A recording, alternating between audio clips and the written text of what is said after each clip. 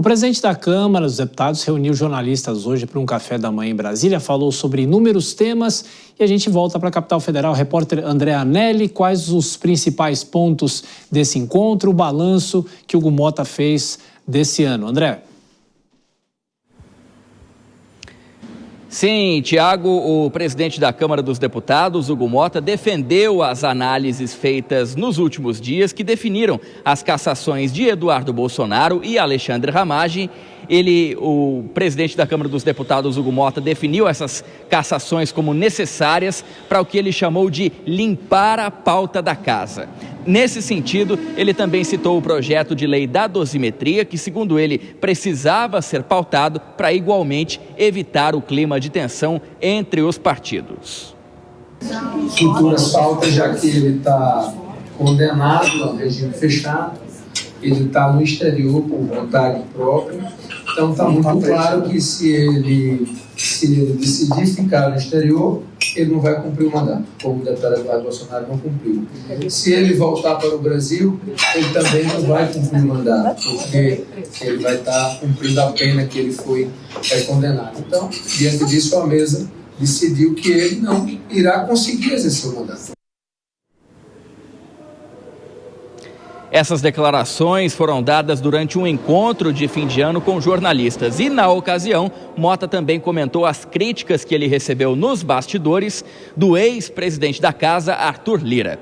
Por meio de troca de mensagens, a gente relembra que Lira classificou a gestão Motta como uma esculhambação, principalmente pelo episódio Glauber Braga, que se livrou da cassação depois de ter ocupado indevidamente a cadeira da presidência da casa. Lira deixou claro a avaliação de que está faltando comando por parte do atual presidente, que, por sua vez, acabou minimizando essas críticas.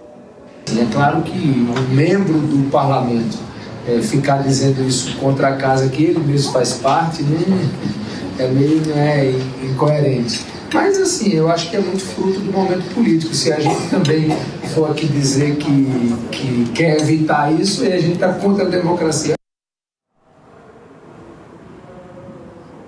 E nessa mesma ocasião, o presidente da Câmara também pediu desculpas novamente aos jornalistas por conta das agressões que muitos deles sofreram na cobertura dessa ocupação indevida da cadeira da presidência, justamente então pelo deputado Glauber Braga. Tiago. Bom, então as falas do presidente da Câmara, Hugo Motta, nesse balanço, ele que assumiu esse cargo em fevereiro, na volta do recesso parlamentar. André Anelli, bom descanso para você, a gente volta a se falar na semana que vem. Vou chamar os nossos comentaristas, Dora Kramer, Denise Campos de Toledo e também o Nelson Kobayashi. Eu começo por você, Dora, você fez sempre... Podem entrar os dois aqui. Você fez sempre o balanço sobre ele, mas nessa reta final do ano, ele acabou entrando na vidraça, né? Sendo muito criticado pelas posturas que teve no comando da Câmara dos Deputados. Dora. Virou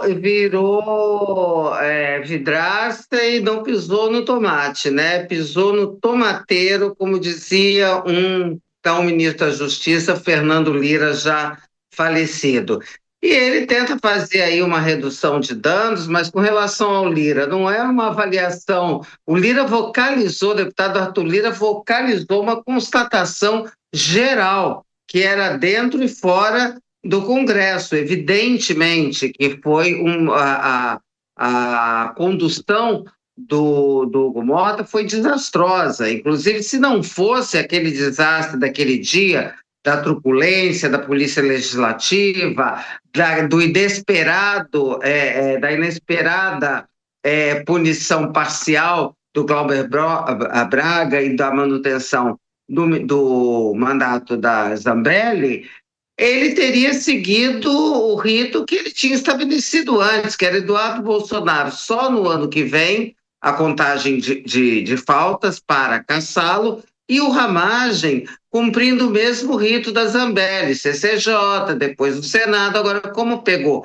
mega mal, então ele deu a trava. E nesse aspecto de também fazer uma redução de danos, de se reposicionar, Nessa mesma ocasião, nessa entrevista, nesse bate-papo de fim de ano, que é muito comum em Brasília, todos os poderes fazem, esse bate-papo com jornalistas, ele não defendeu, claro que ele foi perguntado sobre a operação de hoje contra os deputados Sóstenes Cavalcante e Carlos Ordi, e ele fez a egípcia, né? Diz que, olha, não tem compromisso com o erro, quem age errado vai ter que pagar. Não fez um posicionamento corporativista que está pegando muito mal na opinião pública. E também disse sobre o judiciário, disse, olha, o judiciário cumpriu o seu papel sobre a quebra dos sigilos, né? Então a gente está vendo aí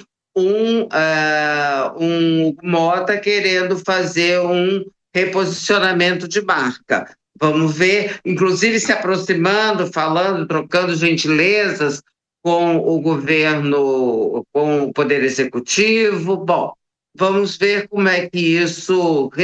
Que Hugo Mota é esse que ressurge ou não da volta do recesso, porque realmente, se ele não der ali uma correção no comportamento dele, tudo bem, ele até continua, ele cumpre o mandato, mas se for reeleito como deputado, não será nessa toada reeleito como presidente da Câmara. Tem dificuldades, Kobayashi?